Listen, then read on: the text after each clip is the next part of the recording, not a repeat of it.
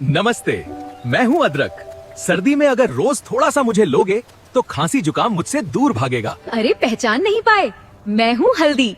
दूध के साथ रोज लोगे तो सर्दी मुझसे डर जाएगी। मैं हूँ लहसुन, थोड़ा तीखा जरूर हूँ पर सर्दी में मैं शरीर का सबसे पक्का दोस्त हूँ। मैं हूँ गुड़, मीठा हूँ पर कमजोर नहीं। सर्दी में शरीर को अंदर से गर्म रखता हूँ। मैं हूँ तिल, छोटा हूँ पर ताकतवर। सर्दियों में मुझे खाओ तो हड्डियाँ रहेंगी मजबूत।